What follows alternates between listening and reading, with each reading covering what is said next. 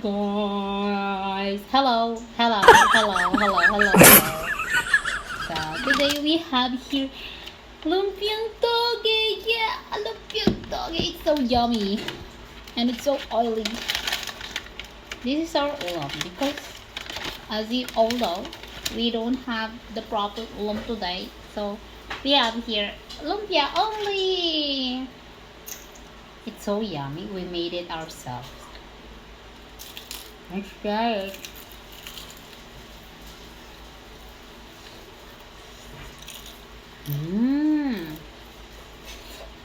It has a lot of toga inside. Yeah. It's yummy.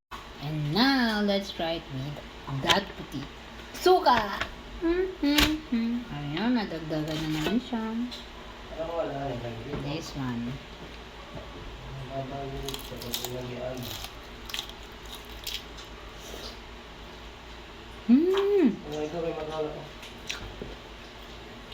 Now let's try this one. Ketchup, napaubos na. Ayoko ng suka. Kasi maasim. Saan yung butas na ito? Ayun. Ayan. Think.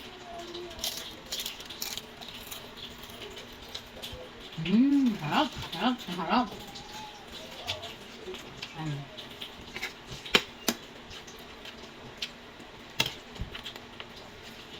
Susimutin na natin ito.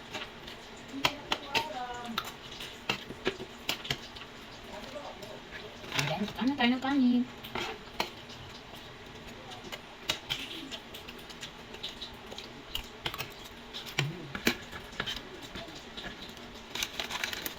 Natin natin ang magkita. Simula na tayo magkita.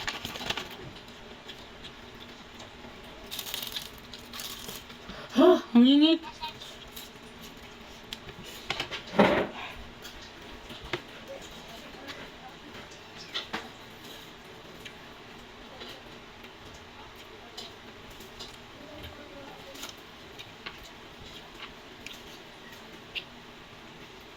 Kahit mainit siya guys, ang sarap niya. So yummy. Gawain kayo na ito. It's so easy.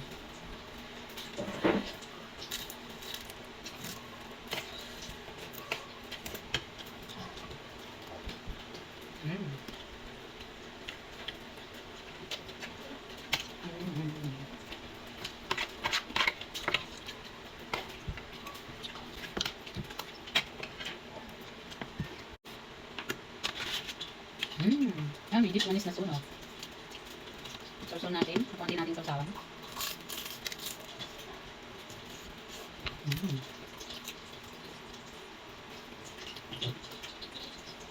So good.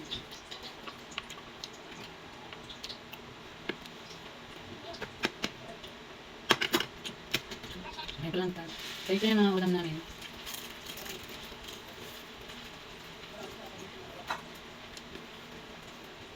Simple.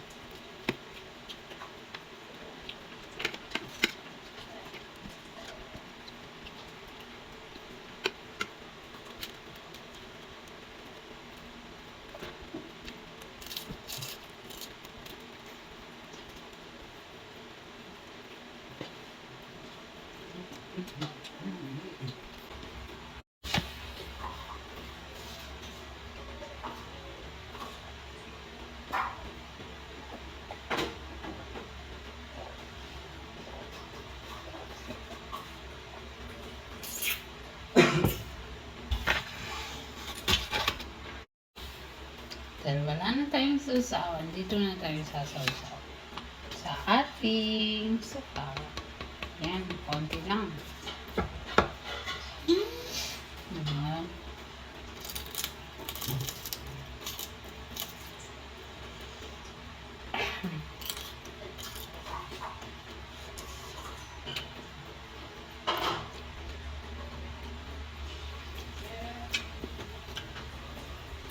Good.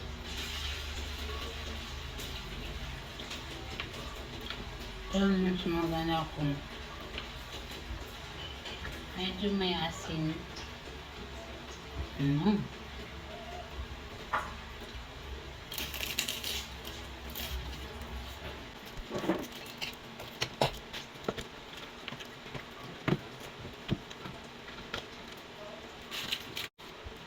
Alam nyo, 54 pesos lang yung nagastos namin paggawa ng lumpia. Ito. 54 pesos only. Mura lang siya. 20 pesos na. Toge. 14 pesos na. Wrapper. 5 pesos na. Sibuyas. 20 pesos na mantika. 54 ba yun? 20 plus 20. 22. 59 po. Hmm. Pero okay, mas sila. 40. 40. 20 na toge. 20 na mantika. 40. Plus 5 na sibuyas. 45. Plus toge. Yung wrapper. 14. 59. O yun. 59 pesos pala. Ayun.